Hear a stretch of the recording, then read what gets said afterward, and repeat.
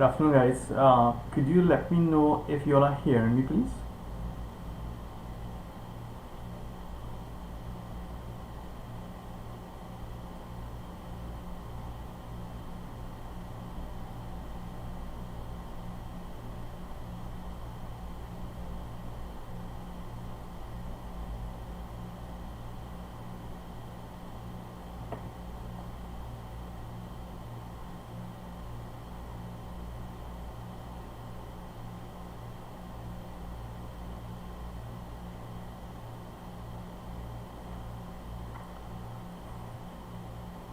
Okay, guys, great. So I'm gonna start now. So this is our second free session regarding CSEC physics, right? So in today's session, what I'm gonna be focusing on is waves and ray optics, right? CXC kind of indicated what will be coming with respect to this topic, and that is types of waves. You're getting types of waves, right? The speed of sound, reflection, refraction, critical angle, and total internal reflection, right? So those are the things that CXC said, those are the broad topics that it said will be coming on waves.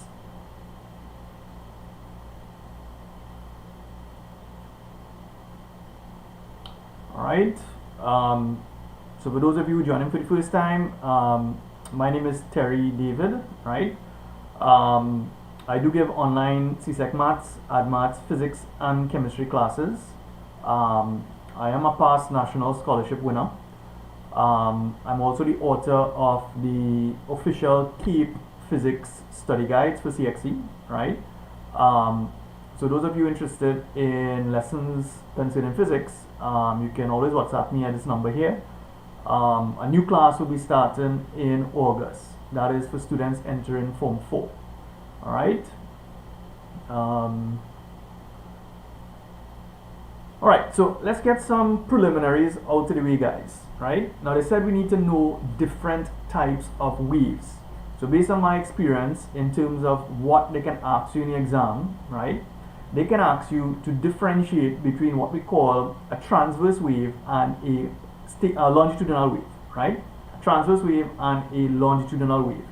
Now, a wave is simply a disturbance in space. That is what a wave is. It's a disturbance in space, right? Now, we can classify waves in different ways. And one of the ways we can do this is by saying a wave could either be transverse or it can be longitudinal. Now, an example of a transverse wave is light. Make sure you know an example for each type. So a transverse wave, a good example is light.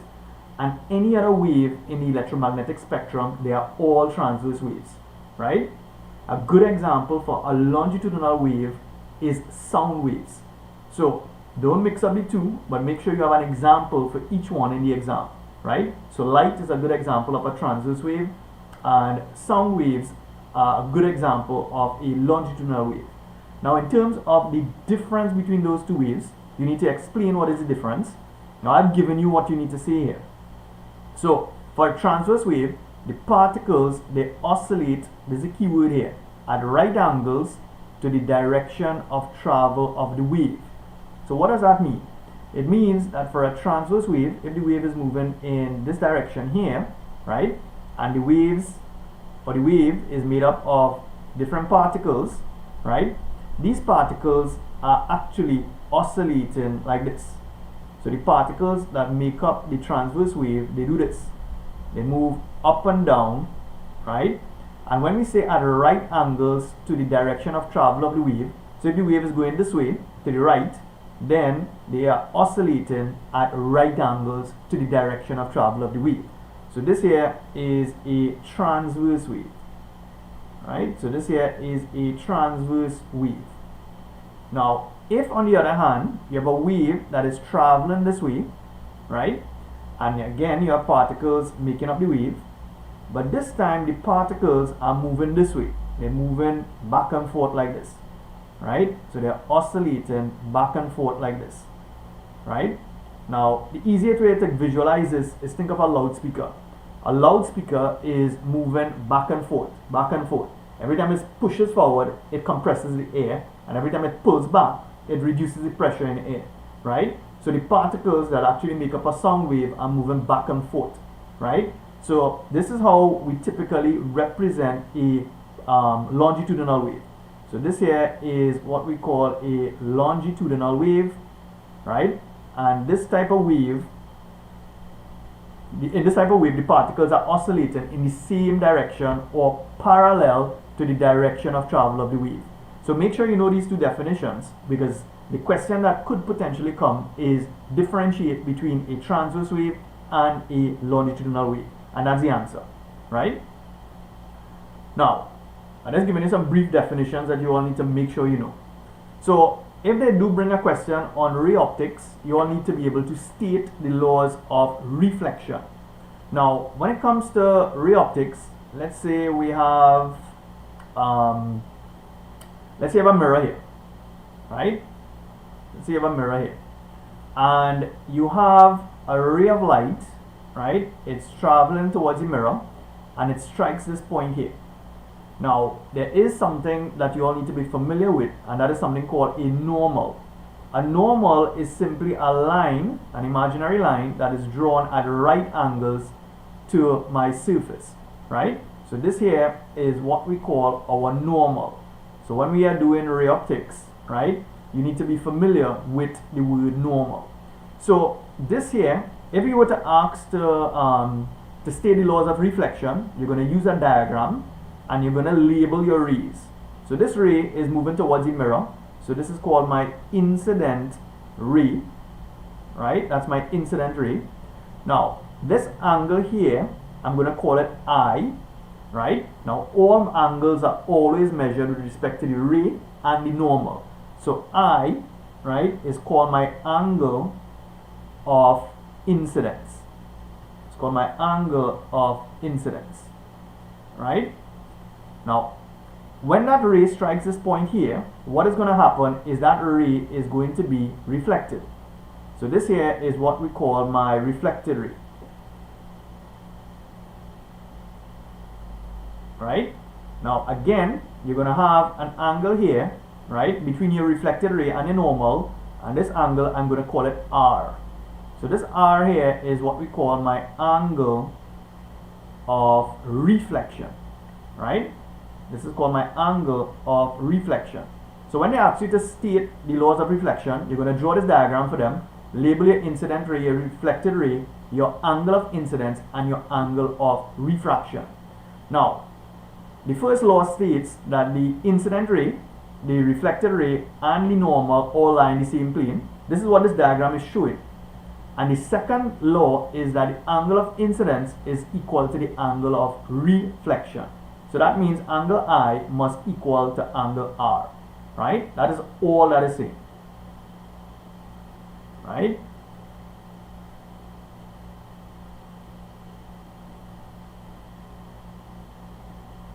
So those are my laws of reflection. The next thing you all need to be able to do if they ask you in the exam is to state the laws of refraction. Now, refraction is simply the bending of rays when you pass from one medium to the next, right? So for example, from air to glass or glass to air, bending is going to take place. So again, there are two laws, and the easiest thing to do here, guys, is to draw a diagram, right? So what you can do, you draw a diagram like this, label this as air, and maybe this one as glass, right? This again is my normal, right? The normal is simply an imaginary line that is drawn perpendicular to my surface. That's all it is. So here's what's happening here. So if you have a ray that is moving towards the glass, right, that ray is going to bend towards the normal here. So this here is my incident ray, right, and this across here is called my refracted ray. So this is my refracted ray, right? Again, you can label your angles. This here is I, and this here is called R. But the thing is, I is called my angle of incidence,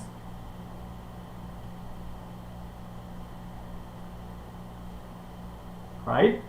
And R is called my angle. Notice the word is going to change now. It's called angle of refraction. So do not confuse refraction and reflection in the exam, please, right? Because some students, they realize that in the laws of refraction and the laws of reflection, one of the sentences sounds similar. But what is different is you have the word refracted ray here. So the incident ray, the refracted ray, and the normal all lie in the same plane. That's what the diagram is showing. The second law is that the ratio of the angle of incidence, sorry, I wrote something wrong here. Ratio of sine of the angle of incidence to the sine of the angle of refraction is constant. So what that means is that sine I, right? So we're talking trigonometry here now. Sine I over sine R is equal to a constant, right? And that constant here is what we call our refractive index, right? So this is called my refractive index, right? So that's the laws of refraction, right? I just wanted to get these things out of the way first of all before we start to look at some questions. And there's one more thing, right? And that those are the conditions for something called total internal reflection. So here's what's happening here. If I have, let's say I have a diagram like this. I have air here, right? And I have glass, right? Now if I have a ray, right, that is moving from glass to air, right, what could potentially happen is that this ray could do this, right? It can escape into air, right? Now this here is my angle of incidence I, right? Now another scenario that we could get is this. Again, you have air and you have glass, right? Now if we increase that angle of incidence in such a way, so we increase the angle of incidence here, right? This is I again, my angle of incidence, but this time your refracted ray is doing this. Instead of entering air, it goes along the boundary between the air and glass. So in this case here, my angle of refraction is 90 degrees, right? So that's a different scenario. And then we have a third scenario here where instead of the ray actually leaving the glass, it stays inside the glass and it does this.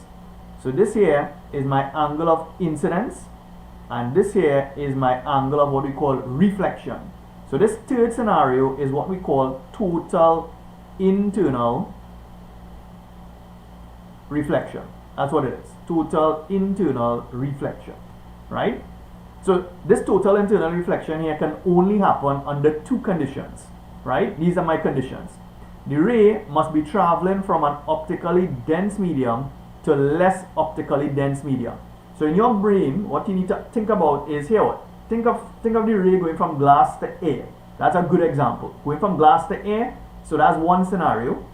And the other condition is that the angle of incidence has to be greater than something called the critical angle, right? So I've drawn three diagrams here. So here in the first scenario here, right, there is something called my critical angle, which we call C. So this is my critical angle, right? So in the first diagram, my angle of incidence is less than my critical angle. So therefore the ray exits into air. In the second diagram, my angle of incidence is actually equal to my critical angle, right? So your critical angle is the angle for which your angle of refraction is 90 degrees, right? Now if we go greater than the critical angle, so let's say my angle of incidence is greater than my critical angle, that is when total internal reflection takes place. Now the syllabus says, so the broad topics they indicated, they said that we need to know about these things, right? Total internal reflection. Somebody asked me if the normal has to be dotted. It can be dotted or it can be solid, right? It doesn't matter. So now we've got that out of the way. Let's have a look at some examination questions here, right? So the first question here, this is January 2012, and look at what they said here. what is the difference between a longitudinal wave and a transverse wave? Now, CSEC says types of waves come in, right? So this could potentially be one of your questions. So all you need to do is to tell them that in a longitudinal wave, the particles oscillate in a direction parallel to the direction of travel of the wave. And then you're going to say a transverse wave, the particles oscillate at right angles to the direction of travel of the wave. So that's my answer for this one here, right? Which is one of the first things that I told you here. So that's my answer from this slide, right? Now, the next thing here now, well, physics has a lot of calculations, right? You're all doing physics in Form 5, you should know that. So they said here's what's going on here. You have a red light, it has a wavelength of 700 by 10 to the minus 9. Calculate its frequency. Now, there is a wave equation that you all need to know, and that is V is equal to F multiplied by lambda. This is what we call our wave equation. Now, the question is asking us to calculate the frequency here, right? So, according to this formula, my frequency, right, is given by V divided by lambda.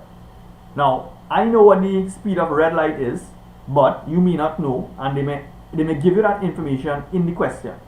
So let's see, right. So look at this here. They said the speed of light in air is 3 by 10 to the 8. So you all should be familiar with this number. If you can't remember it in the exam, look somewhere in the question and they will give you that number, right? So the speed of red light, right, is 3 by 10 to the 8. So this is 3 by 10 to the 8 meters per second divided by lambda. Lambda is what we call my wavelength. So this is 700 multiplied by 10 to the minus 9. So one of the biggest challenges that students have when it comes to these types of calculations, they don't know how to use their calculator. That is the biggest challenge. You don't know how to use a calculator, right? So you all could try to work it out for me. I'm going to work it out as well. So it's 3 by 10 to the 8 divided by 700 by 10 to the minus 9, right?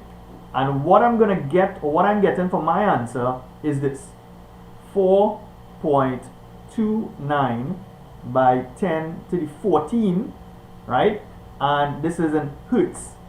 Now the question, CSEC gives you a lot of marks for physics calculations, and this is how they allocate the marks here, right? Let me show you how they do that.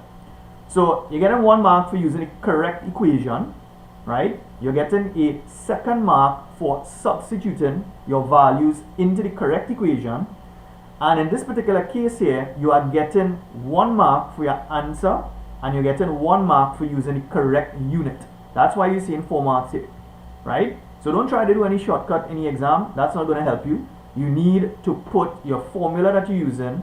You need to put the correct substitution, and you also need to put your unit, right?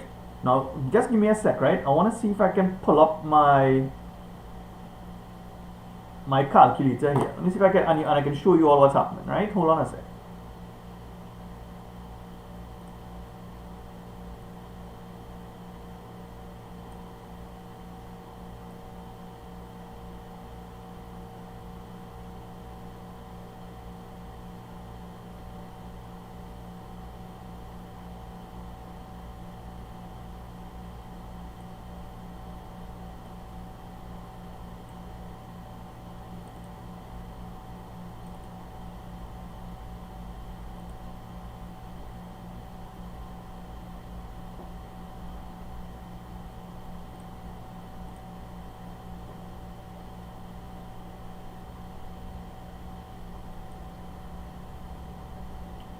And give me a second. I just want to add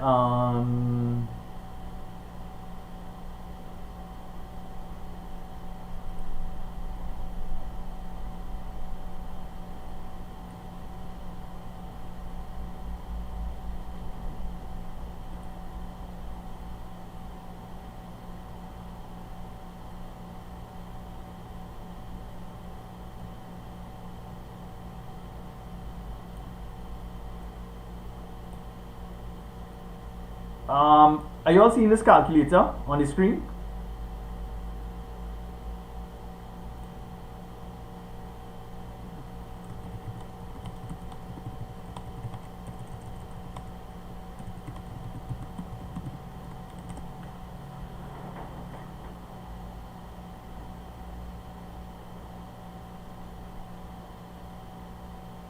Alright, so let me make sure and show you all how to do this calculation on this calculator, right? So this is the calculator that I use when I'm teaching, right? So here's what's happening here. You want to work out 3 by 10 to the 8, right? So you're going to press 3 in the calculator. EXP, there's a special button in the calculator that you all need to use called EXP, right? So it's 3 EXP, and you're going to press 8 divided by what are we going to divide by? 700 by 10 to the minus 9. So it's 700. Then you're going to press EXP, and you're going to press 9 minus, right? So it's 700 EXP, and you're going to put minus 9 equal, and look at what the calculator has given me, 4.2857, one long number, right, by 10 to the 14. So my answer here that I'm going to write is 4.29 by 10 to the 14, right? Make sure you all know how to use your calculator properly, right? That is going to be a problem, right, if you don't know how to do that in the exam, right? So let's get rid of the calculator, right? So that's how we work that question. Next thing. They said you have to be able to answer something regarding sound waves, right? So here's what's happening here. In this question, in 2010, sound navigation and ranging, right, that's what sonar means, was used to detect the presence of submerged oil plumes in the Gulf of Mexico after a massive oil spill. Figure 7 shows a ship using sonar to locate an oil plume, right? So this is just a big blob of oil inside the ocean that you're trying to find. Right? Now they said, explain with reference to figure 7 how sonar is used to determine the depth of the oil plume, right? And 4 marks for this. Now basically how sonar works is that a sound wave is emitted from some source, right? It's emitted to towards some object. The waves, the sound waves, bounce or are reflected off that object, and it comes back to a detector which is going to detect the sound wave, right? So what you are essentially doing is measuring the time taken for the pulse, the sound wave that is, to go from your transmitter, right, towards the object and back, right? And we can use that time interval to determine how far away this object is, right? So this is what's happening here. So in this case here, you have a transmitter. So you have a transmitter that is producing a pulse of sound. So you have the transmitter here, and the transmitter is producing a pulse of sound waves towards the object, right? So in this case here, it's the plume of oil they're talking about. So the transmitter sends a sound wave, all right, or a pulse towards the oil plume, right? The wave is reflected, right? And it is detected, right, at that point here. Right? So you have some sort of detector that is determining when we receive this pulse, this reflected pulse, right? Now, what we need to do, we need to measure the time taken for that transmitted pulse to return to my detector, right? So you're measuring that time there. Now, the actual formula that we're going to use here is speed is equal to distance over time. Right? You all need to know this from maths as well. Speed is distance over time. So my distance, right? This distance here, right? From where the ship is to where the oil plume is, let's call that D. So D, right, is equal to my speed multiplied by time. Now this speed here is the speed of sound in seawater, right? So this here is the speed of sound, right, in seawater, right? If you were doing this in air, then it'll be the speed of sound in air, right? So that's the speed of sound in seawater.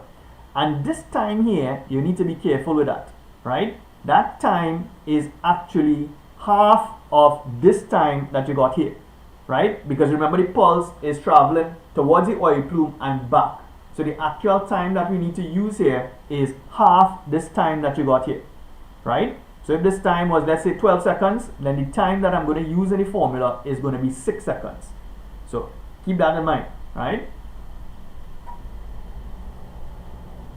where am I now? Right? So they said describe, explain how we're going to do that. So you transmit a sound pulse towards the oil plume, right? And you note the time taken for the pulse to return to the transmitter, right?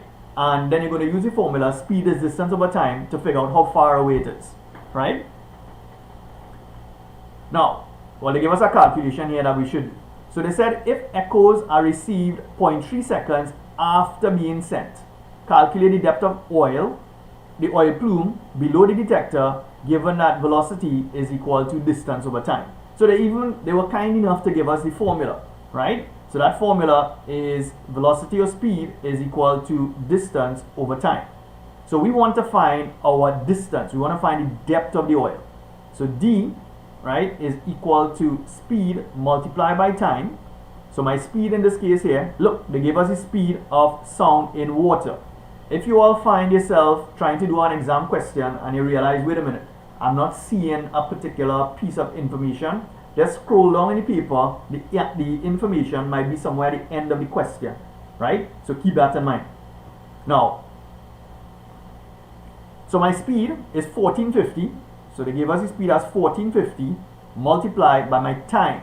Now here's what it said. The echoes are received 0.3 seconds after being sent.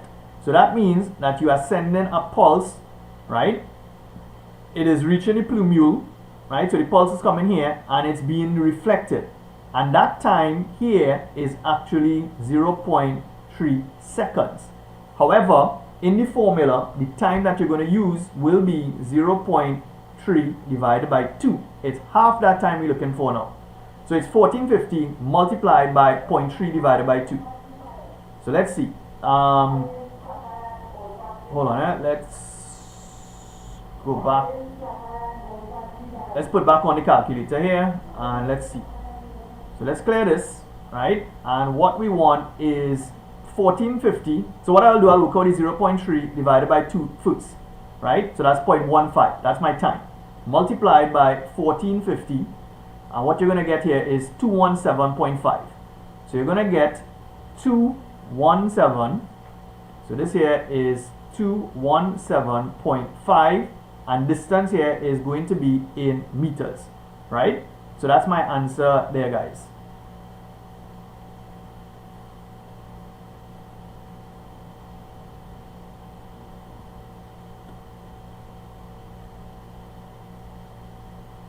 Right? So that's how we do a question like that.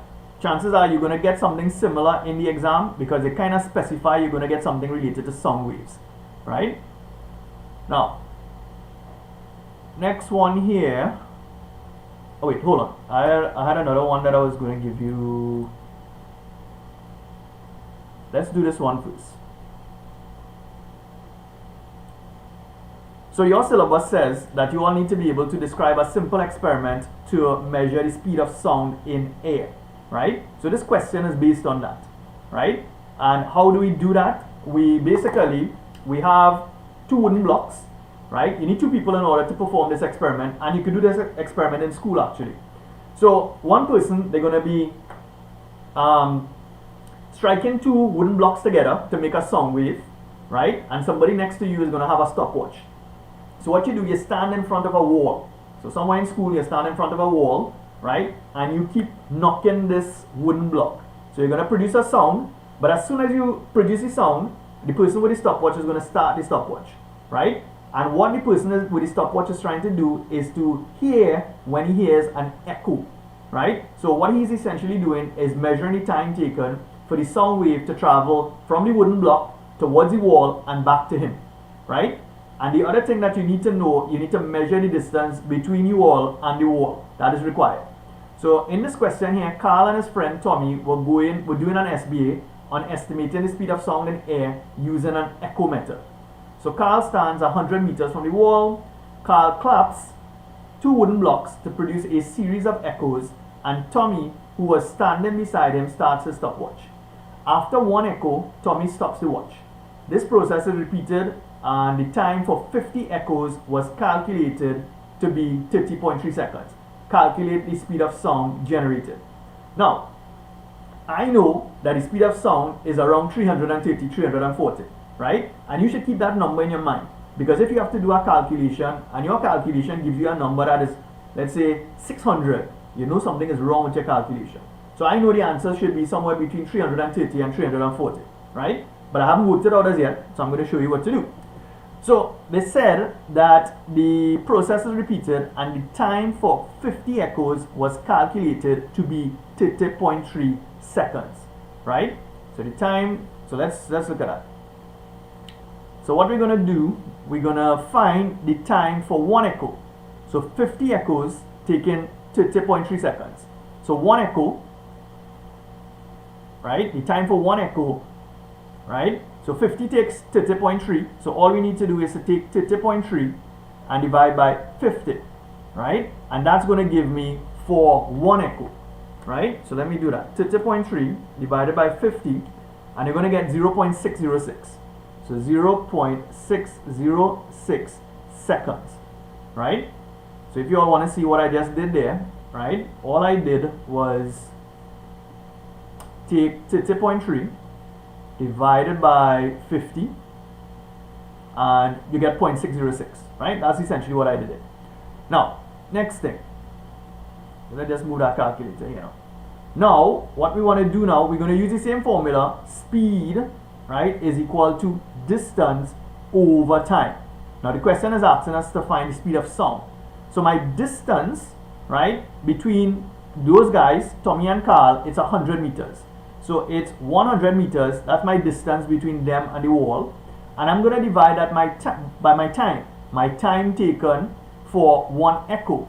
But you have to remember, the sound wave that you're producing is going towards this. It's striking the wall. Right? Hold on. It's striking the wall. Right? And then it's returning to the guy who's timing using his stopwatch. Right? So that time interval to go to the wall and come back is 0.606.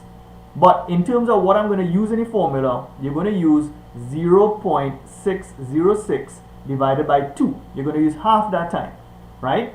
That is the time taken to cover 100 meters, right? So what some of you all could have done is decided to take 200 meters and divide by 0.606, right? Or you could have said 100 divided by 0.606 divided by 2. So, again, I'm going to show you how to do that on the calculator, right? So what I'm going to do here, it's going to be 100 divided by, and I'm going to use a bracket here, 0.606 divided by 2, close my brackets, and my answer is going to give me 330. Remember I told you all, I know what the answer is supposed to be. It's supposed to be somewhere between 330 and 340. So I'm actually getting 330 meters per second, and I know for sure that my answer is correct, right? So that's an estimate for the speed of sound in air, right? So please make sure you know how to calculate this. CSEC says you're going to get sound waves, so make sure you can answer that, right?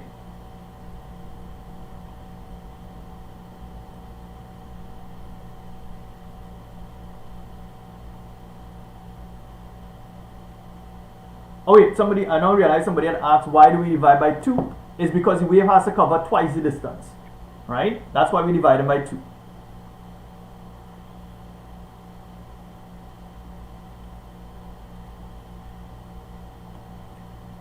Alright, so let's look at our next question here. So describe each of the following in terms as it relates to the laws of reflection. So all of these three things here, remember I gave you all a diagram. So this is laws of reflection we're talking about here. So what you should do, you draw a simple diagram. You're going to draw a plane mirror. So this is how we draw a plane mirror, right? You're going to draw your normal, right? So I'm drawing my normal here. So you're going to label that and tell them that's my normal, right? So the diagram itself is going to help explain what these things are. So here is my incident ray. So this here is my angle of incidence. So that's what this is. That's my angle of incidence. Next thing they want, angle of reflection. So all you do, you draw a second ray here and you label this angle here. And this R is my angle of reflection, right? So using the diagram, and using the diagram to explain what each of those things mean. So you're getting 1 mark for each of them. What is the normal, what is the angle of incidence, and what is the angle of reflection, right? So part B now. They said in the description of the formation of an image produced in a plane mirror, right, a physics student recalled 3 features. State 3 features of an image produced in a plane mirror, right? So a plane mirror is as if you're in your bathroom and you're looking at the mirror, you're looking at yourself, right? Now they want 3 features of this plane mirror, right? So one feature is that the image is what we say laterally inverted. It means that when I put up my right hand, when you look at the mirror, it looks like if you are holding up your left hand, right? So the image is laterally inverted. So that is one property or one feature of the image in a plane mirror, right? So one, right, the image is laterally inverted. So the image is laterally inverted, right? That's what that means. Next property, right? When it comes to the image, right, the image produced in a plane mirror is what we call virtual, right? So in the exam they can ask you what is meant by a virtual image. A virtual image is simply an image that cannot be formed on a screen, and also the rays don't actually pass through the image, right? Normally we use dashed lines to represent virtual rays, right? So the image produced by a mirror, right, is virtual. So you're going to say that. So the image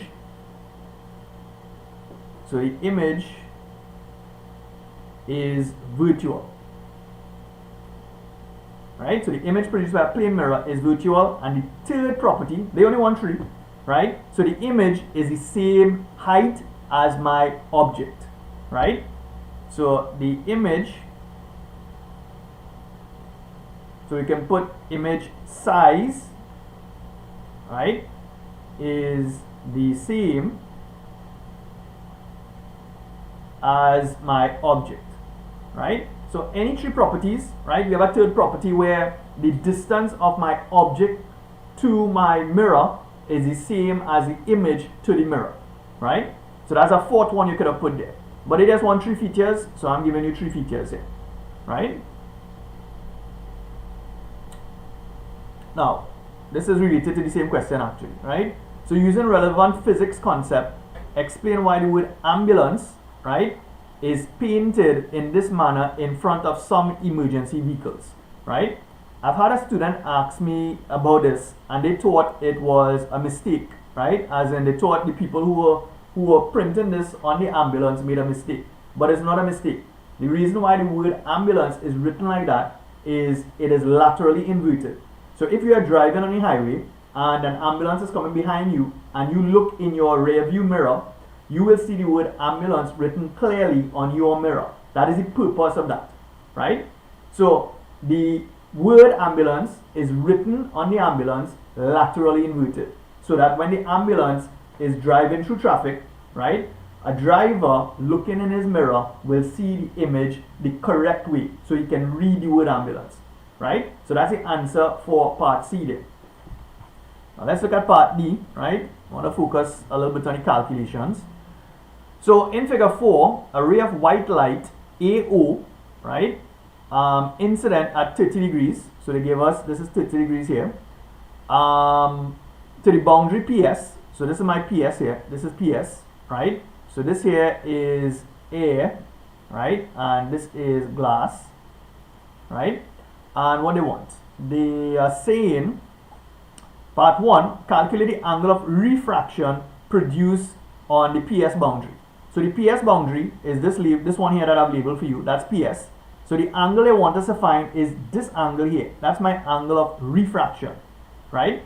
Now, let's see what they said. They said the refractive index for glass is 1.5, right? So glass is 1.5 and we take the refractive index of air as 1.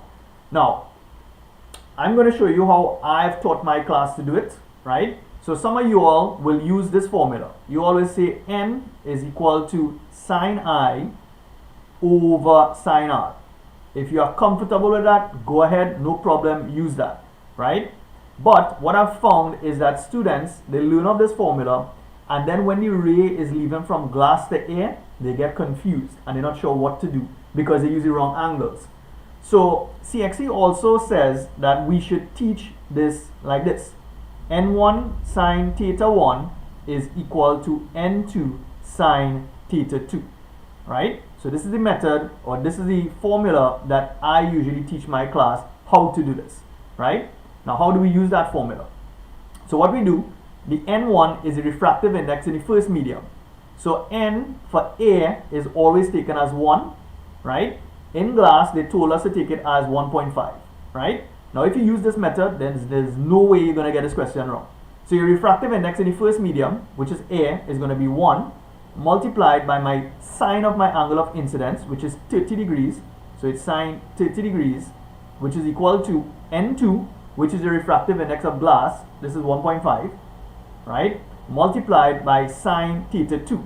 Now that sine theta 2 is the angle that they want us to find, right? So I'm just going to call it same theta 2. So what we're going to do, we're going to rearrange this formula. So sine theta 2 is going to be equal to sine 30 divided by 1.5, right? So sine theta 2 is equal to, and here's what we're going to do. I'm going to use my calculator at this point to work that out, right?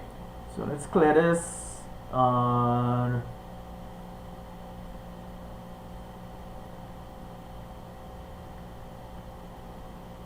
Let's shift this calculator a little bit here, right? So it is sine 30 divided by 1.5. So that's what I'm going to do. Sine 30.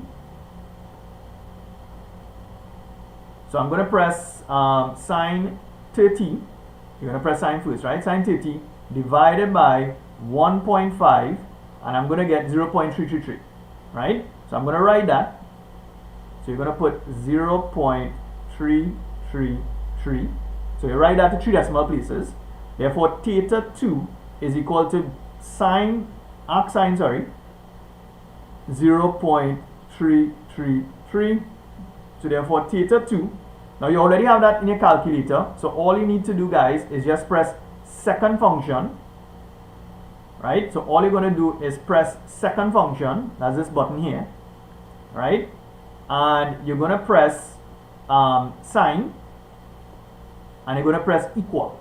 And that's going to give me my angle there of 19.5 degrees, right? So my angle of refraction here is 19.5 degrees.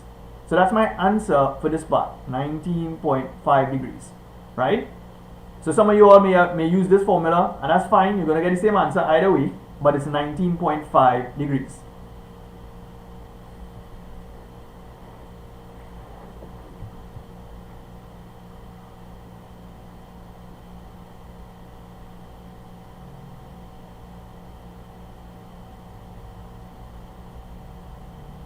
Now let's see what do we have to do again. So the next part now, they said name the angle of refraction produced on boundary QR. Right? Name. That's a strange question. Name the angle of refraction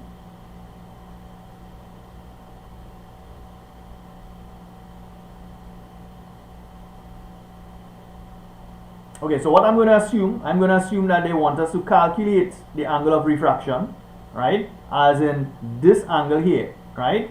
That's what I'm going to assume they're asking me here, because I'm not sure what they mean by name the angle of refraction. That's weird, right? I would say calculate the angle of refraction at the boundary Q, the QR boundary. That's this boundary here, right? So in which case, what is happening is that the ray is moving from the glass into air, right? Now here's what's happening here. For this part here, there's no need to do a calculation, right? So if this angle is 30 degrees, you already worked out this angle here. You got this angle here as 19.4 degrees, right? Now what that means is that this angle across here, that's the angle of incidence at the QR boundary, is 19.4 as well, right? So this angle here is 19.4 degrees. I'm using normal geometry to figure that out, right? So those two angles are alternate angles because it's a rectangular glass block that we're talking about here. So 19.4 is my angle of incidence. Now, if you are moving from glass to air, and your angle of incidence is 90 degrees, what is going to happen is that this angle here has to be 30 degrees as well. You started off at 30 degrees, this angle here is also going to be 30 degrees. So some of you all may be saying, so how you can assume that, right? Well, if we don't want to assume that, we can do the calculation to prove that, right? And let me just get a blank sheet. And I will show you, I'm going to get that same answer, right? I'm going to show you that I'm going to get that same answer here. So what's happening here is that you have this boundary, right? You have your normal, right? Let's look at the diagram again. And this here is 19.4. So this here is 19.4 degrees. That's this angle here. And what you are trying to work out, you're trying to work out this angle here, right? You're trying to work out this angle here. So this here is glass, which has a refractive index of 1.5, and across here you're going back into air, right, which has a refractive index of 1. So if I use the same formula again, n1 sine theta 1, right, is equal to n2 sine theta 2, right? So let's start. You are in glass initially, so the refractive index here is 1.5 multiplied by sine 19.4 degrees, right, is equal to n2, which is the refractive index for air, multiplied by sine, we don't know what this angle is, that's what we're trying to work out, sine theta 2. So this is sine theta 2. So if we rearrange this, sine theta 2 is equal to 1.5 multiplied by sine 19.4. So therefore sine theta 2 is equal to, again using a calculator. Oh sorry, I didn't realize I was blocking the screen. Right? So what we're going to do here, I'm going to say 1.5 multiplied by sine 19.4, and you're going to get 0.498. So this here is 0.498. So therefore theta 2 is equal to arc sine of 0.498. So therefore theta 2, so let's see what we're getting for this answer here. You already have that in your calculator, so just press second function, sine equal, and look at what you're getting here. You're getting 29.8 degrees, or approximately 30 degrees, which is what I said at the beginning, right? Just by looking at the diagram, I knew that this answer here had to be 30 degrees, right? So that's why they only give you 5 marks for this, right?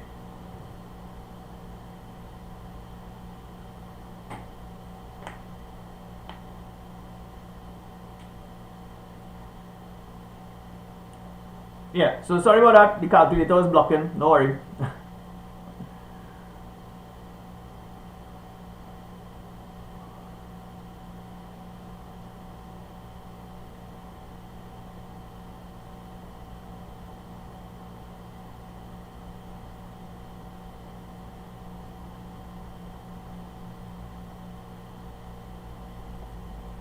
Right, so let's look at,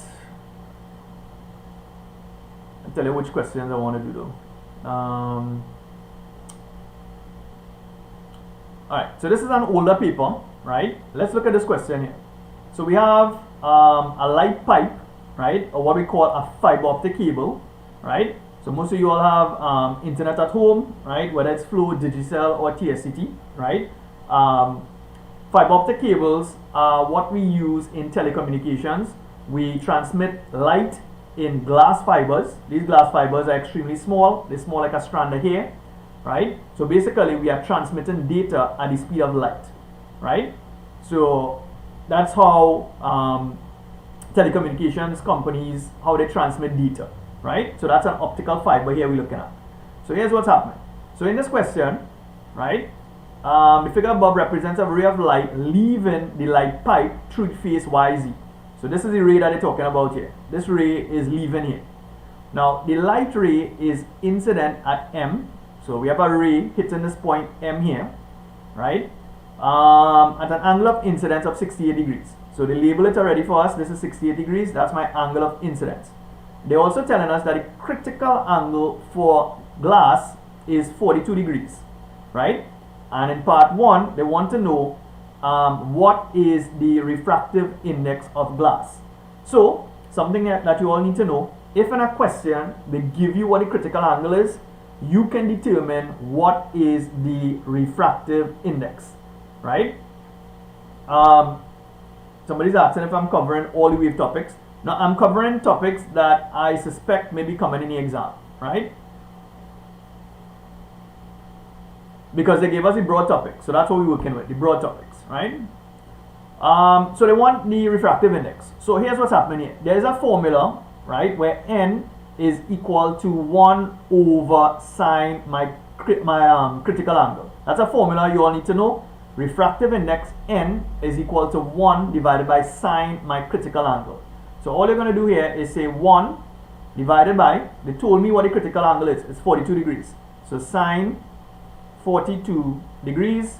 So all we're going to do here now, we're going to use our calculator to work that out. So let's see.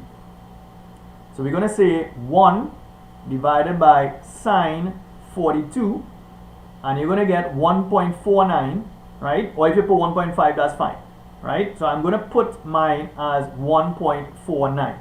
So 1.49. So by the way, just to write this down, you're going to get something like either 3 or 4 marks just for that, just for working out that. So the next part, they want you to calculate the angle of refraction at the face YZ. So let's see how we're doing that. So the angle of refraction at the face YZ, this is my face YZ here.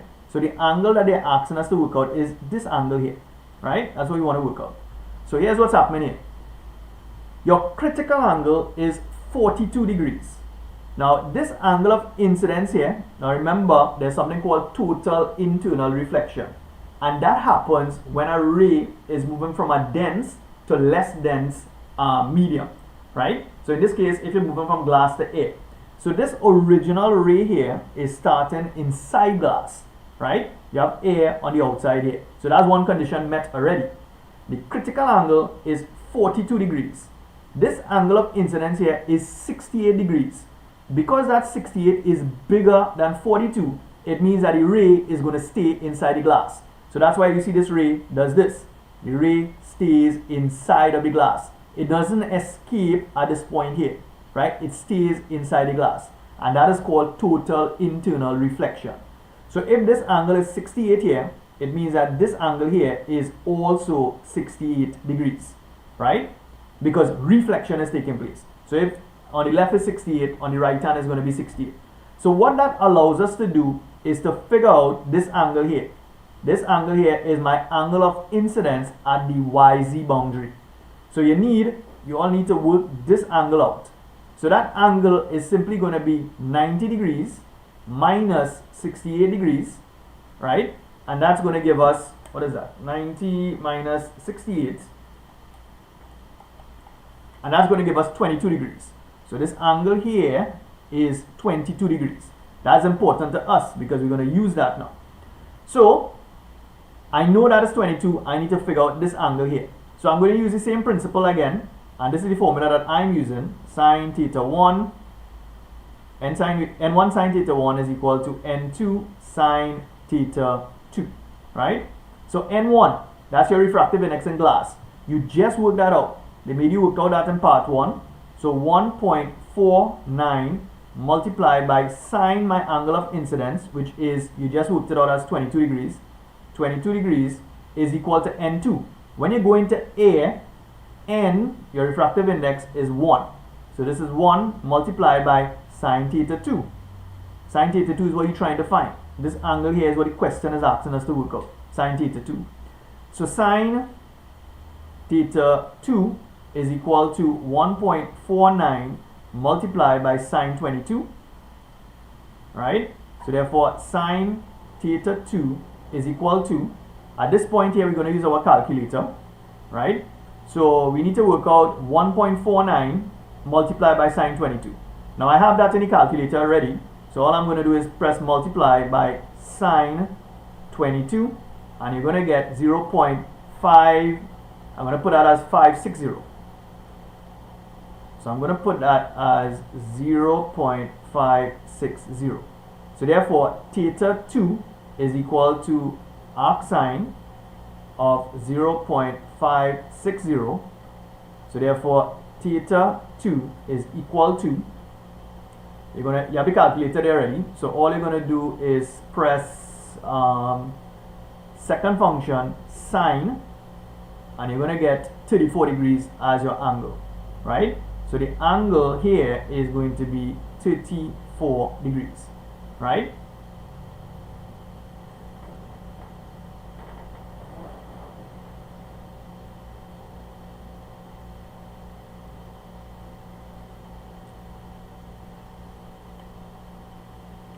Right, so I hope you all following here. Now this is really a follow-up to my online CSEC physics class, right? So we would have covered this in my online classes already. So this is just a revision basically, right? So for those of you now joining for the first time, I want you to hit like on the channel, right? And I want you to subscribe, right? And you can also share the link to all these sessions that I'm doing here, right?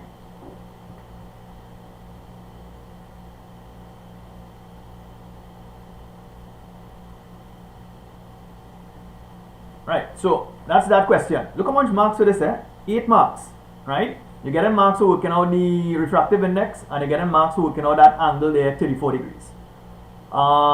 Let's see.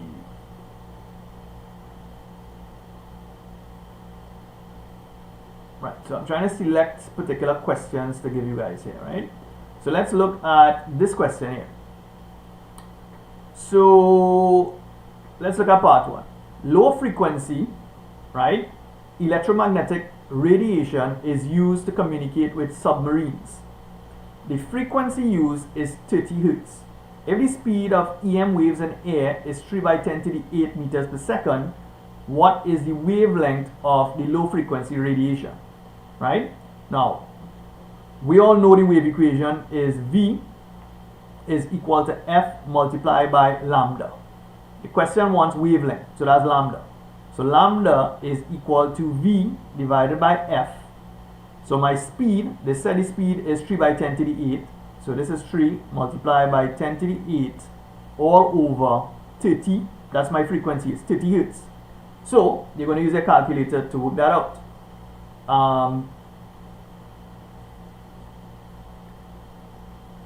Sorry again, the calculator is blocking. Right? So what I'm going to do here, it is going to be 3 by 10 to the 8. So you're going to press 3 exp in the calculator, 8, right? And divide by 30. And you're going to get this big number here, right? So you're going to write this number in standard form. You're not going to write out this whole number here. So this is 1, 2, 3, 4, 5, 6, 7. So that's 1 by 10 to the 7, right? So that is 1 by 10 to the 7. So this answer here is going to be 1 by 10 to the 7 meters, right? That's my wavelength. It's a very large wavelength here. Okay. Part 2 now. A beam of low frequency radiation is incident upon the surface of C at an angle of 15 degrees. So they gave us this angle here, 15 degrees. You have air and sea. If the speed of the radiation is reduced to 2.5 by 10 to the Hertz in water, 2.5 by 10 to the 8 meters per second, sorry, in water, determine the angle of refraction, and they also want us to work out the wavelength and the frequency in water. So let me get a blank slide for you all here to do that one.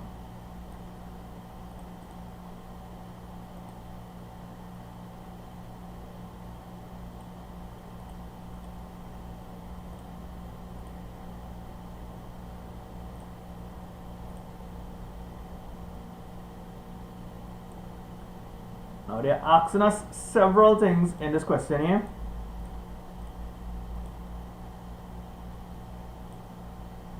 Alright, so there's a few things that they're asking us here. So they gave us this, right? But this is what we know. In the question, they told us, they told us that we have low frequency radiation. Right, so we know the speed of the radiation in air. It's 3 by 10 to the 8. So my speed, so your V1, let's call that V1, is equal to 3 by 10 to the 8 meters per second. Now they said, now what's happening here, let's continue this normal here, right? Now if you're going from air to seawater, you're going to bend towards your normal, right? So this is what's going to happen here. And you're going to have an angle of refraction here. Now in the question they said that the speed of the radiation is reduced to this, 2.5 by 10 to the 8. So therefore my V2 is equal to 2.5 by 10 to the 8 meters per second. Now when it comes to refraction, guys, there are a few formulas you all need to know, and that is this. So sine I over sine R is equal to V1 over V2, but that is also equal to lambda 1 over lambda 2, right? This is an important formula here. Depending on if they give us angles in the question, we can work out refractive index. If they give us speed, we can also work out refractive index. And if they give us wavelength, we can do the same thing. So here's what the question is answered. They said in the first part, they want the angle of refraction. That's what they want. So let's go to that formula. You realize they want us to work out this angle here. They want us to work out, let's call it R, right? So I need to use this part of the formula, but they also gave us speed. So therefore I can use this part of the formula. So in terms of what I'm going to use, I'm going to say sine I over sine R is equal to V1 over V2, right? V1 over V2. That's what I'm going to use. So let's do that.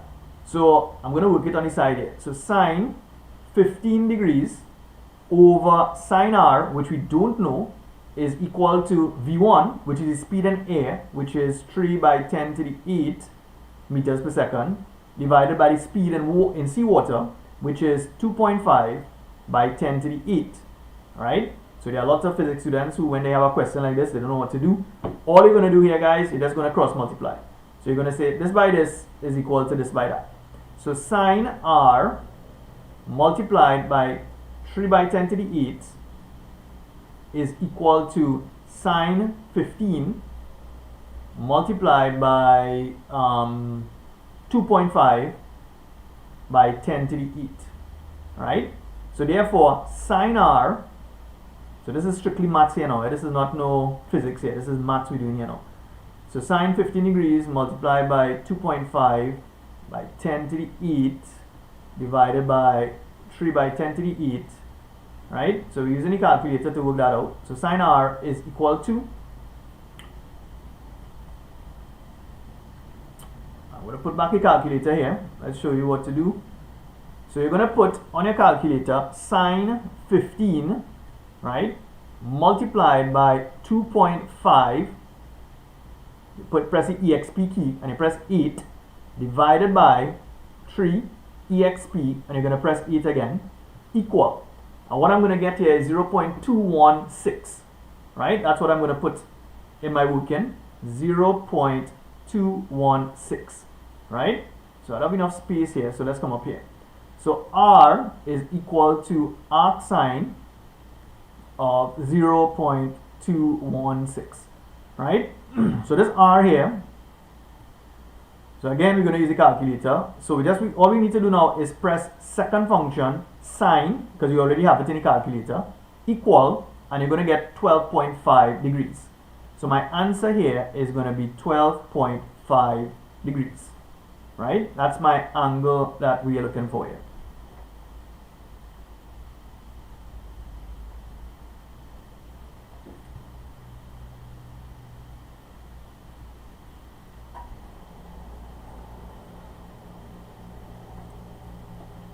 Right, sorry about that. I have to keep switching between screens, so sometimes I forget to remove the calculator, right?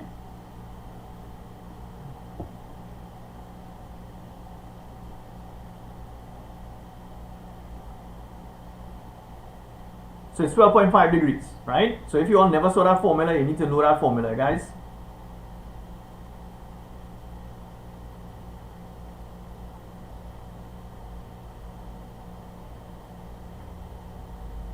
So that is what they wanted. The first thing they wanted, the angle of refraction. Now the next thing they want the wavelength, and they also want the frequency in water.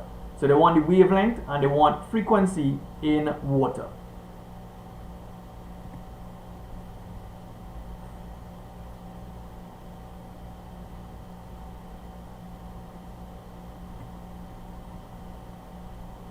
Let me show you how you work in that now. So in the question here, do you see this here? This is important. Now you already know, the speeds, right? And the question is asking us about the wavelength, right? Now in the previous part of the question, you did work out the wavelength. You worked out the wavelength in air. You got this figure here, 1 by 10 to the 7. So what I'm going to do, the formula that I'm going to do is V1 over V2 is equal to lambda 1 over lambda 2, right? V1 in air was 3 by 10 to the 8. V2 was 2.5 by 10 to the 8. That's the speed of the wave in water. Your lambda 1 is what you calculated in the first part of the question, which is 1 by 10 to the 7. So this here is 1 by 10 to the 7 divided by lambda 2, which you don't know. That's the wavelength in the water. So to solve for this, you're going to cross multiply. So this is going to be 3 by 10 to the 8 multiplied by lambda 2 is equal to 2.5 by 10 to the 8 multiplied by 1 by 10 to the 7, right? So therefore lambda 2 is simply equal to 2.5 by 10 to the 8 multiplied by 1 by 10 to the 7 all over 3 by 10 to the 8, right? So therefore lambda 2 is equal to, and in this case here, well, I need a calculator again, hopefully not blocking you guys. So that's going to be 2.5 by 10 to the 8 multiplied by 1 by 10 to the 7 divided by 3 by 10 to the 8, and you're going to get this number here, right, which is going to be 1, 2, 3, 4, 5, 6. So I'm going to put 8.3 by 10 to the 6 as my answer. So 8.3 by 10 to the 6 meters, right? So that's my wavelength in water.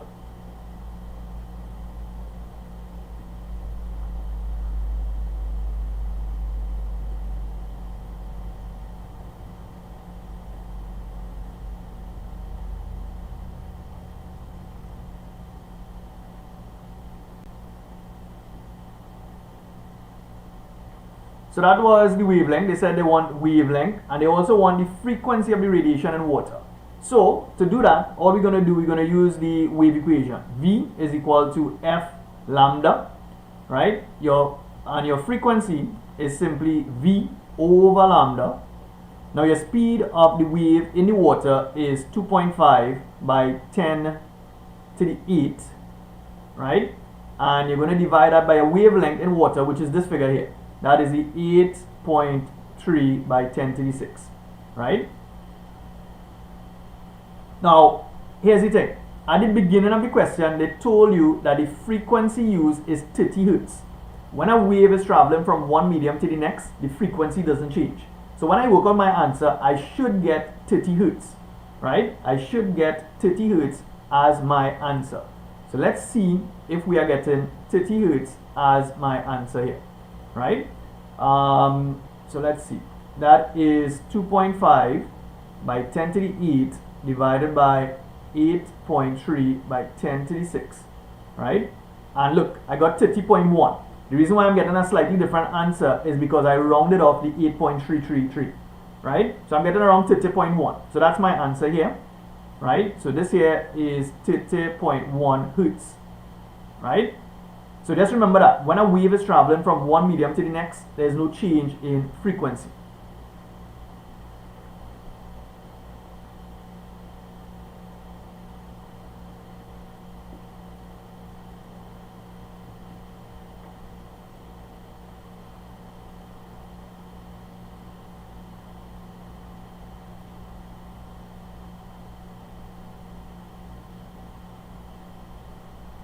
Alright, so I'm just going to look and see what was the next question I was going to do.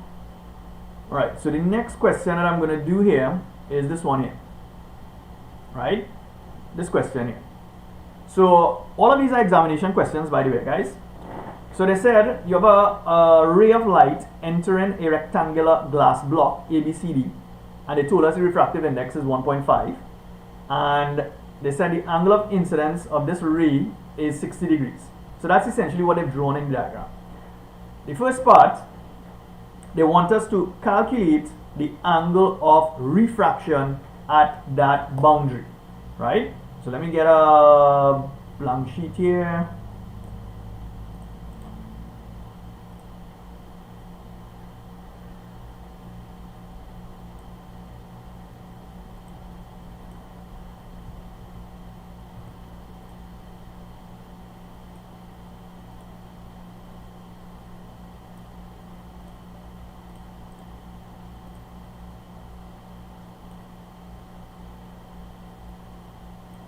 Right, so what they want initially in the first part of the question, they said calculate the angle of refraction at this boundary, the AD boundary. So what they really want, they want to know this ray here, right? Let's continue this normal here, and this ray is going to bend towards the normal. So the ray is going to do that. That's what the ray is going to do. So we need to figure out what is this angle here. That's what the question is asking, right? So again, they told us that the refractive index for glass is 1.5. So this is 1.5. And the refractive index for air is 1. We always take it as 1. So guys, you all can use your formula if you want, right? But the formula that I'm using here is n1 sine theta 1 is equal to n2 sine theta 2. That's what we're using. So n1 is 1 multiplied by sine 60 degrees is equal to n2, which is 1.5 multiplied by sine theta 2, which is this angle here. That's the angle we're trying to find. Right? So if I rearrange this, I'm going to get sine theta 2 is equal to sine 60 divided by 1.5. So therefore sine theta 2 is equal to, so let's see, let's get back that calculator, and what we're going to do, we're going to say sine 60 divided by 1.5, and I'm going to get 0.577, right? So that's what I'm going to put. I'm going to put 0.577. So therefore theta 2 is equal to arc sine. So sine 0.577. So therefore theta 2 is equal to, now you already have that in your calculator, right? It's already there. So all you need to do is to press second function sine, and you're going to get your answer as 35.3 degrees. So this angle here that they want is 35.3 degrees. So 35.3 degrees. That's my answer for this angle here. So this here is 35.3 degrees. That's what an angle is, right?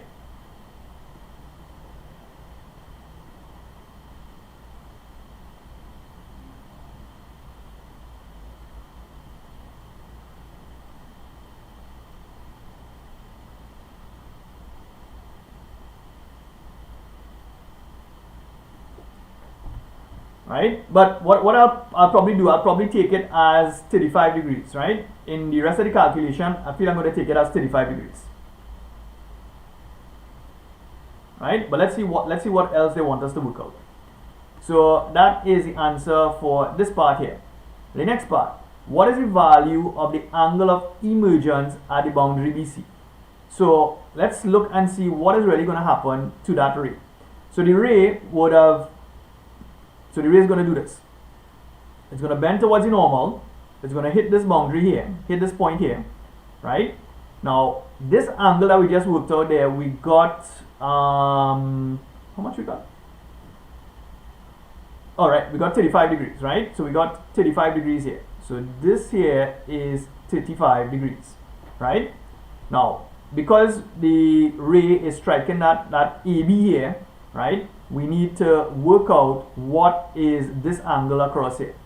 Now that angle there, right, this angle here, right, is going to be 90 degrees minus 35 degrees, right? And that's going to give me 90 minus 35, and I'm going to get 55 degrees. So this angle here is 55 degrees, right? That's what this angle here is. Now, if you read further on in the question, they said the critical angle for glass is 42 degrees, right? So if that is 55 and your critical angle is 42, it means that this ray is going to be totally internally reflected at this point here. It's going to do this. That's what's going to happen here. The ray is going to be totally internally reflected. And this angle here is going to be 55 degrees. Right? So that's 55 degrees. So because you're striking this boundary here again, you're going to draw a next normal here. Right? Now if that is 55 degrees, it means that this angle here, now pay attention to what's happening here, right? So this angle here, that's this angle here, right, has to be 35 degrees now. So this here is 35 degrees. So when the ray reaches this point here, it's going to bend away from the normal. So the ray is going to do something like this. It's going to do something like that, right? And this angle here, your angle of refraction now, right, that's this angle here, is going to be 60 degrees, right? Now you can show this by calculation, but that's going to be 60 degrees.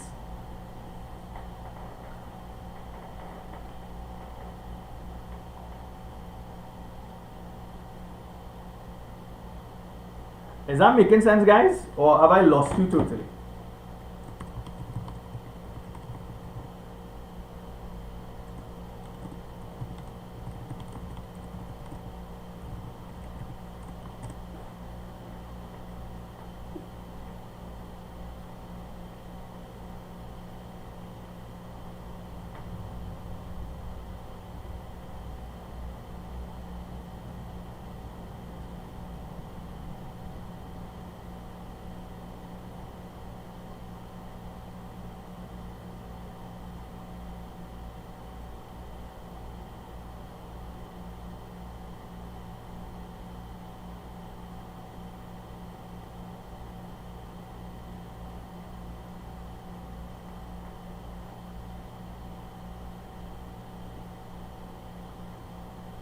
You see, when it comes to rays traveling inside a glass block, it is very important that you all pay attention to the angle of incidence inside of there, right? Because you have to compare those angle of incidences with my critical angle, right? So they said in this part here, what is the angle of emergence at the boundary BC? So this one here, the answer is just 60 degrees, right? There's 60 degrees, and you could show that by calculation. Now, in the third part, they said if the critical angle for glass is 42 degrees, describe what would happen to the ray if it has an what would happen to the ray if its angle of incidence on boundary BC is 42.5. So all they're trying to say there is if the ray, so you had the ray here initially, it's going to be totally internally reflected at this point. But based on our calculation, we know that it is going to exit, the ray is going to exit at that point here, right? But what they are saying now is here what? If this angle here is 42.5 degrees, what's going to happen? Well, if it's 42.5 degrees, it means that the ray is going to be internally reflected. So it's going to do this. The ray is going to stay inside the glass block, right? And then it's probably going to emerge maybe at this point here, right? So the key thing I want you to take from this is that you need to see what is happening to the ray inside the glass block by comparing the angle of incidence to my critical angle. That's what you need to do, right?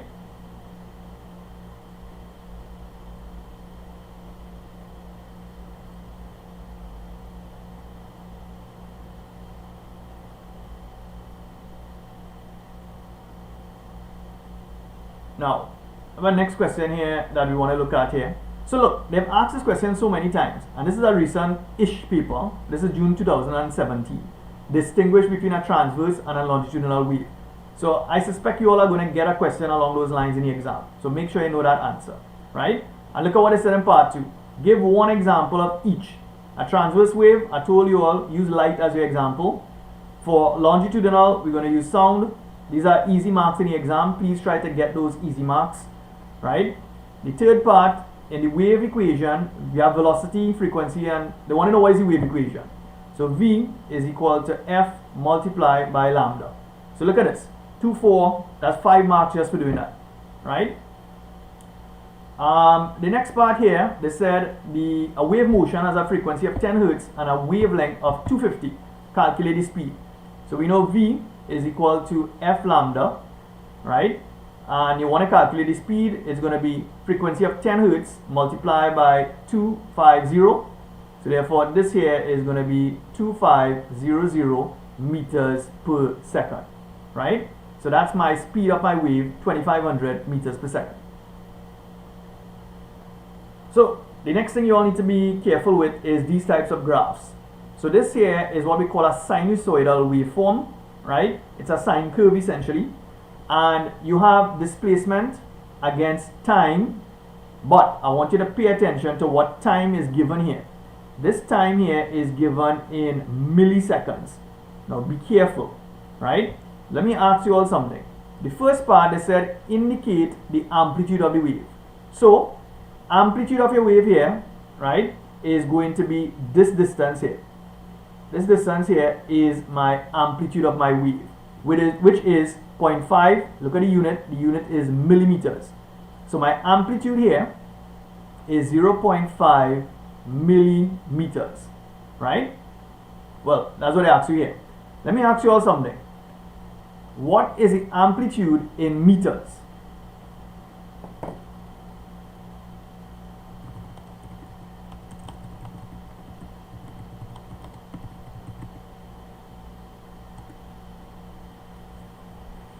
We already saw from the graph the amplitude is 0.5 millimeters. What is the amplitude in meters?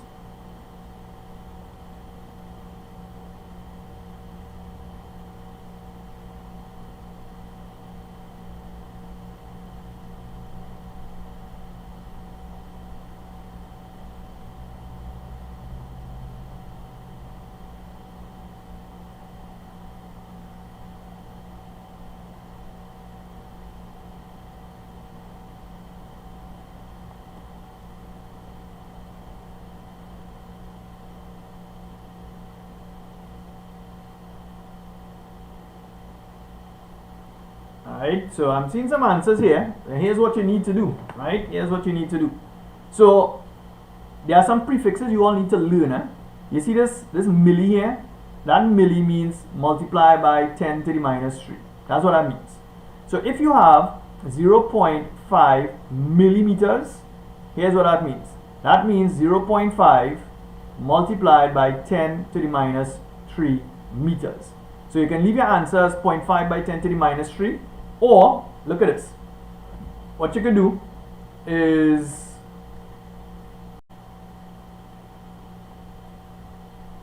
so let's, for some reason my connection just went down there for a sec. So here's what you're going to do. 0.5, you press exp to the power and you put a minus 3. And this here is going to be my answer. 0.0005. Right? So 3 zeros and a 5. So your answer here is 0.0005 meters. That's my answer, right?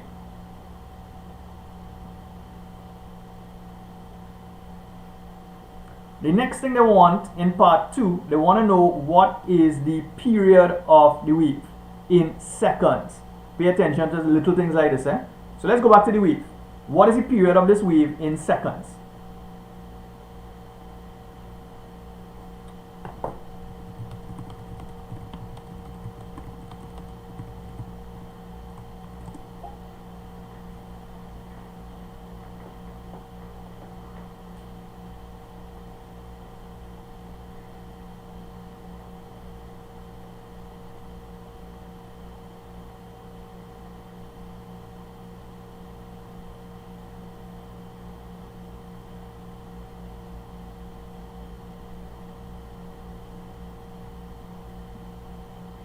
So look at the wave and tell me what is the period of this wave.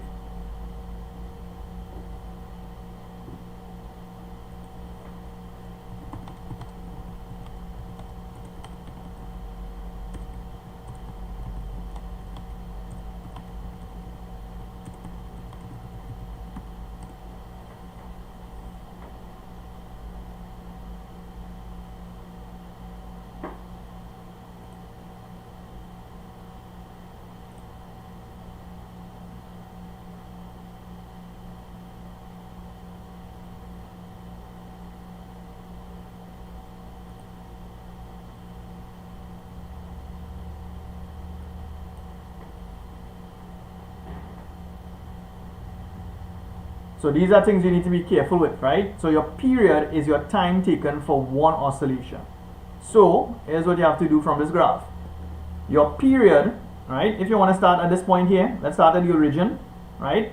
One wave, one oscillation is one crest and one trough, right? So from this point here to this point here is going to be one period, right? So from this point here to this point here, that's one period. So therefore my period, and we have a symbol for that, it's capital T. So period is capital T, and my period here is going to be 4.0, and you need to look at the units. The units here is in milliseconds. So 4.0 milliseconds, right? So that's the first thing you have to be able to get from the graph. What is your period?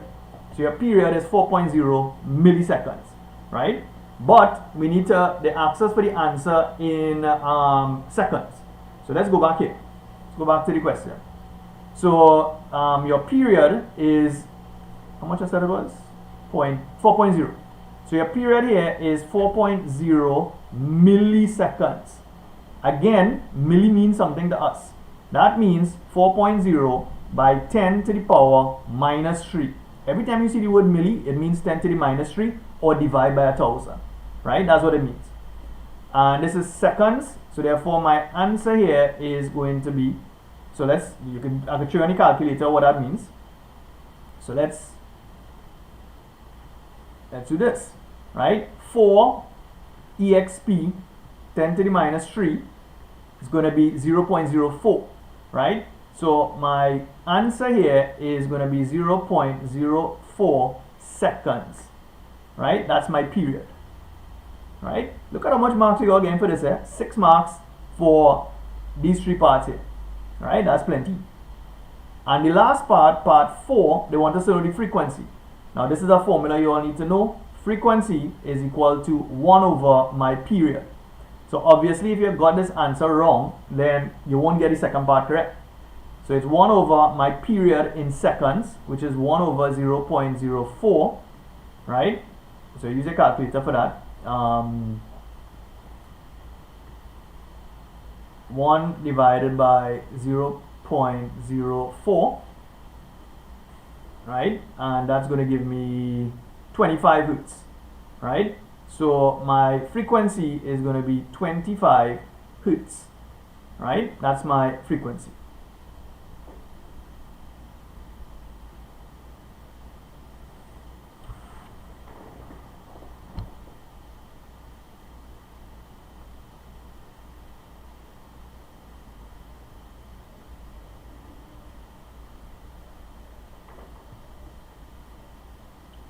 Now the last part, now they said state one property of an electromagnetic wave.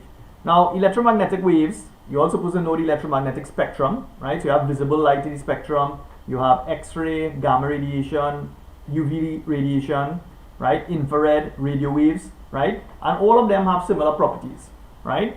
So you have a range you can choose from. They all have the same speed in a vacuum, right? They are all transverse waves. They can all show reflection, refraction. They can even produce an interference pattern. So basically, any property you give them, you're going to get a 1 mark, right? That's not a big deal there, right? So let's see, what's the time here? Now there's one more question that I wanted to show you all, just in case they bring this, right? And that has to do with lenses, because sometimes they like to bring questions pertaining to a lens, right? So let's see.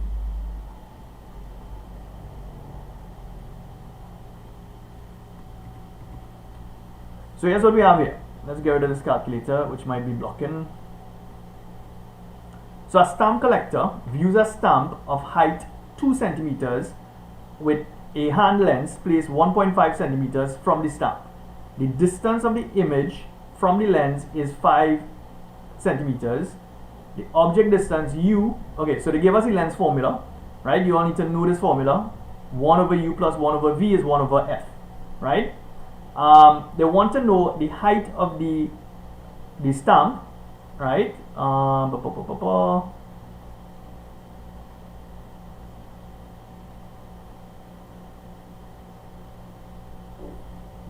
so let's see what we have here. So you know the height of the stamp, right? The lens, so this is what's happening here. You have a lens here, right? And you have your stamp, let's say this is your position of your stamp, right? And the lens is placed 1.5 centimeters from the stamp. So this distance here is 1.5 centimeters, right? Now, that's what we call U, right? When it comes to this formula, that's what we call U, right? The distance of the image is 5 centimeters, right? So the distance of the image is 5 centimeters from the lens. So the image is in this direction here, right? And that is what we call V, and that is 5 centimeters, right? So you all need to be able to extract this information from the question. So you have U and you have V.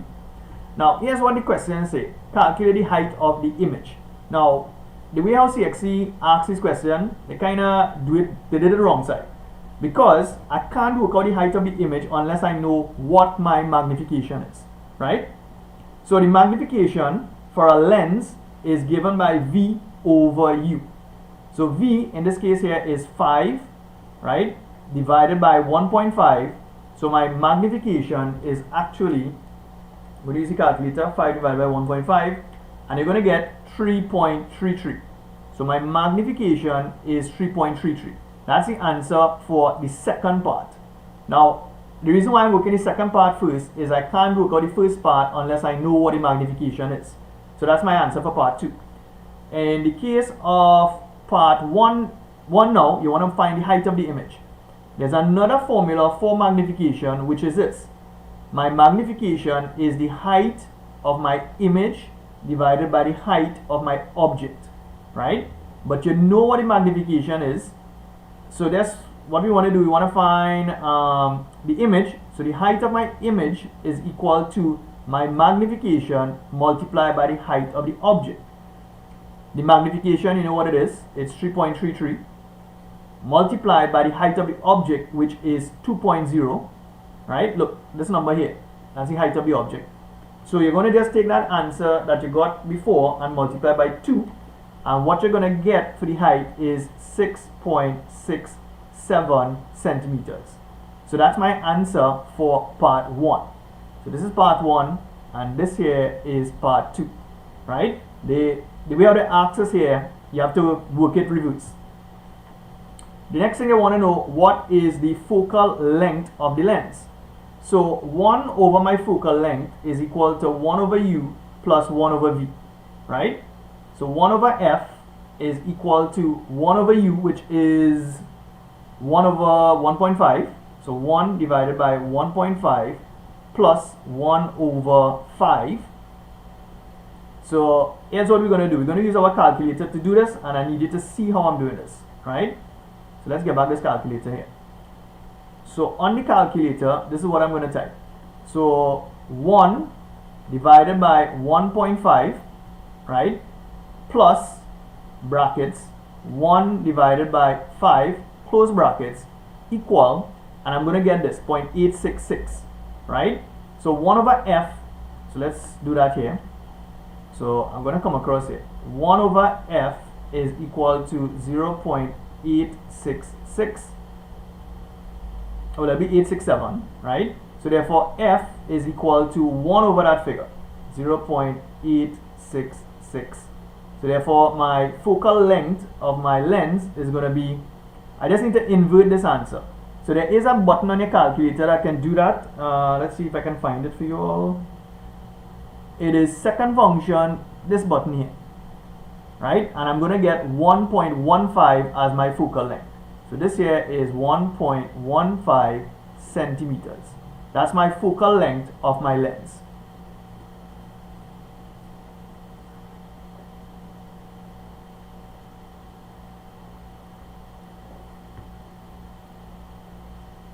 Right? I now seeing you all asking me something about the frequency. Hold up, eh?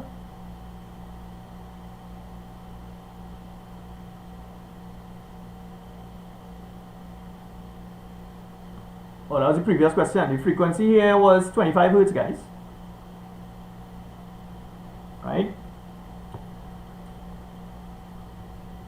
So my answer for the focal length of the lens is 1.15, right? So you all need to know your lens formula, just in case they bring lenses in the exam, right? And the last part of the question, part 4, they said the position of the image formed if the object distance is double. This here is my object distance, 1.5, right? So I'm going to use the same formula again. 1 over f is 1 over u plus 1 over v, right? Now you just worked out the focal length of the lens. You got 1.15. So this here is 1 divided by 1.15 is equal to 1 over u, which is, they said, is double. So you're doubling this figure here of 1.5, and that's going to be 3.0 plus 1 over v, right? So you need to figure out what v is.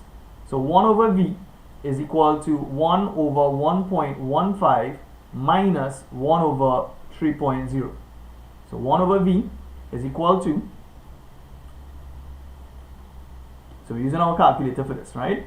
1 divided by 1.15, you're going to get that, minus, open brackets, 1 divided by 3, close brackets, equal. So you're going to get 0.536. So this is 0.536. So therefore v is simply 1 divided by 0.536. So therefore v, so I'm going to use there's a special key that allows me to do that. So second function, this button here, and you're going to get this as your answer, 1.86, right? 1.86 centimeters. All right, so that's my answer for my third part. All right.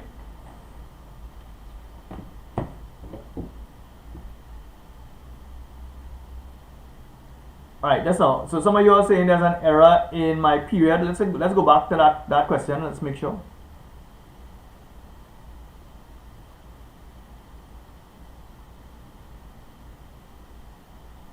Alright, so from the graph, let's see the period was 4 milliseconds. So it's 1 divided by 4 by 10 to the 3 minus.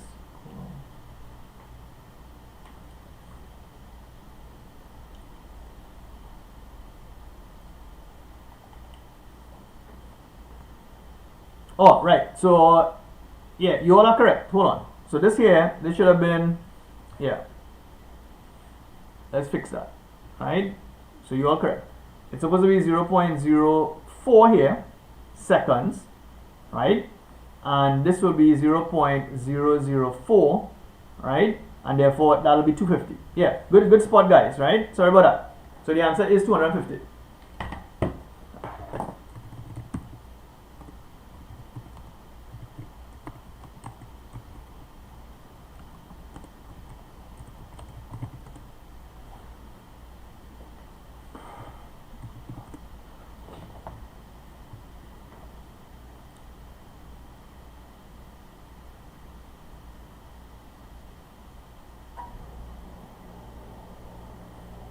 Alright guys, so these were the questions that I wanted to look at today, right? I hope you all found the session or you learned something in the session, right? Because a lot of this material, I covered this in my online classes already, right? So I just wanted to do a few questions with you all, right? So what I'll be doing, we have a session next week around the same time as well, next week Wednesday at 3 o'clock, right? If you're all interested. So I'll probably be doing the next few topics that we need to look at would be things like thermal physics as well as radioactivity and electromagnetism. Those are the next thing that we need to look at, right? So I hope it was productive for you all, right? And I will see you all next week, right? So on Monday we have chemistry, on Tuesday it's maths, and on Wednesday it's physics, right? So the next session for physics will be next week, Wednesday.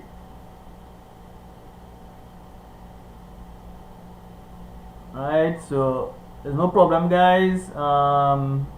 Yeah, so chemistry will be next week Monday, sorry, and next week Tuesday is maths, and Wednesday will be physics. Alright, so enjoy the rest of the evening, guys, and I'll see you all next week.